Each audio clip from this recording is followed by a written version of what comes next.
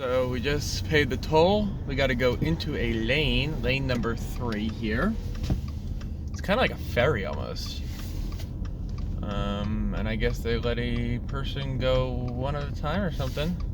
It really is kind of like a ferry. This is cool, isn't it? So now, this is the tunnel up ahead here, this little A-frame. It's about the width of a rail car, obviously. So just wait here. Gonna let the lane clear. It's almost done to get through.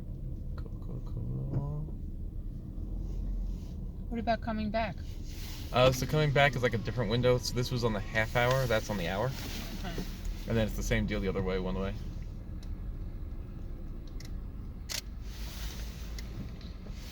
You can see how this goes in the window. This is the second longest tunnel of this sort in North America. You know, tunneling through the bottoms of mountains is normally something that people like the Swiss are quite good at. But here we go. Gotta stop here. Kind of like getting on a freeway in California, isn't it? One person at a time. There we go. This is the railway coming in from the left, the Alaska Railroad that goes out to Whittier. Very popular with cruise passengers.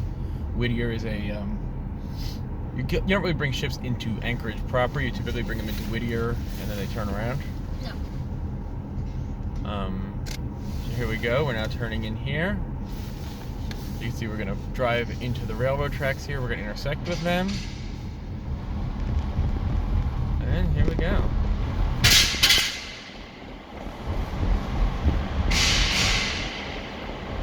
There's 2.5 miles. This is freaky. A train went through here a couple of minutes ago. The rock walls are very roughly hewn here. Carved during the war, World War II, to allow Whittier to be used as a supply port, an ice-free supply port. Kind of a little bit of a secret one the Japanese wouldn't totally know about. Speed limit 25, we're doing about 20 here. Oh, this is cool. Oh, cool.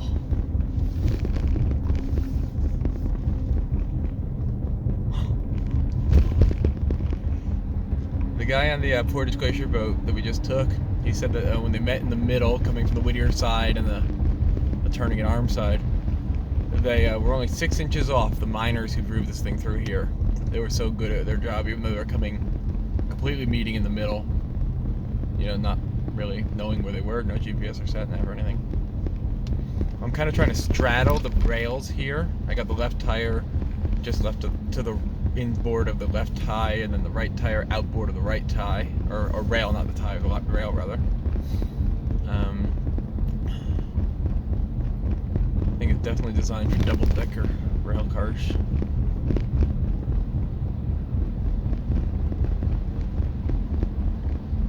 Oh, this is cool.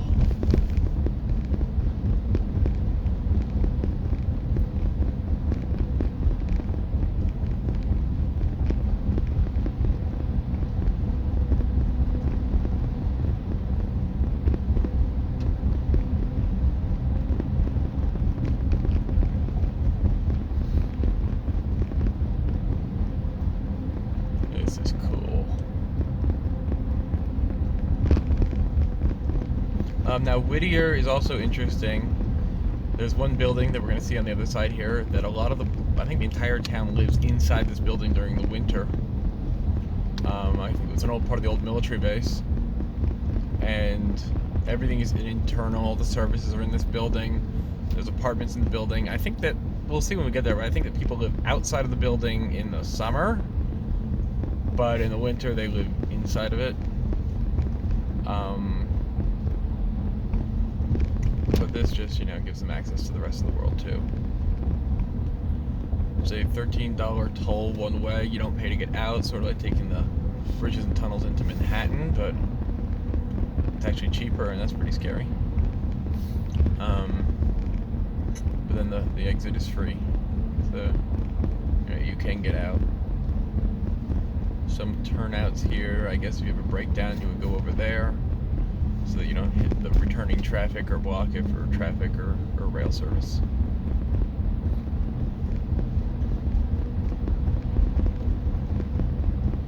That's cool.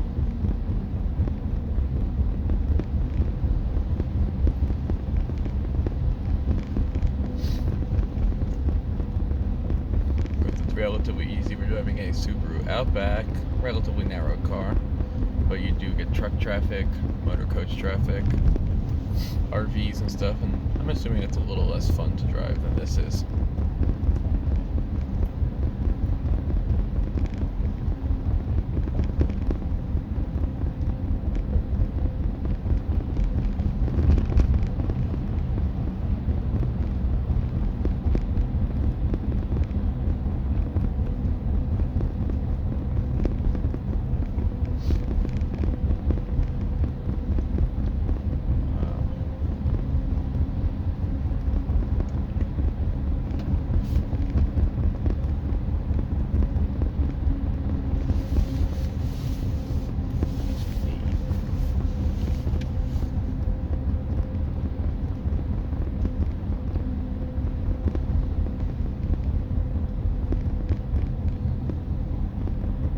I don't know these white panels. This little area here has on the ceiling. I don't know what those are for. I don't know if it's supports against rock fall, although the legs don't really look super sturdy, so I guess it's not going to really contain the cave-in or anything. So I don't know what that whole deal is. They're different lengths and stuff. But this one's only got, look, this one's only got one support on each side and a little bit of a frame thing. So who knows what the deal is there. But basically, looks like it's made out of gutter.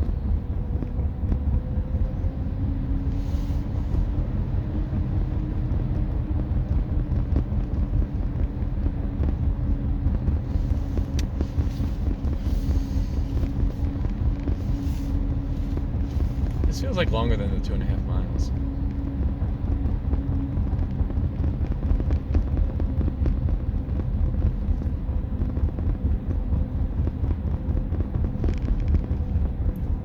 So this will kind of bring me to, on this trip I've been to Valdez, been to Cordova, and Whittier is the other big town on the sound here. It's kind of a triangle route of the Alaska Marine Highway that connects the three of them. Sometimes very irregular service at the moment, but they do get connected. So these are kind of the three hubs on the sound here, which is one of the important natural harbors in this area. So they're all drawn together at this point. All very important port cities for one reason or another. For accessing the whole eastern half of the mainland of Alaska.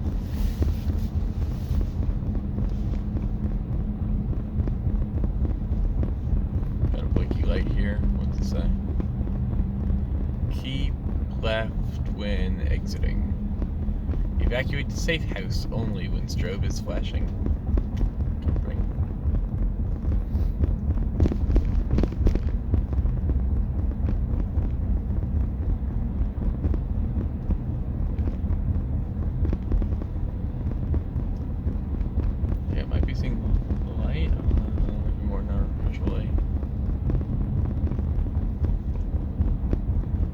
Here's the light at the end of the tunnel.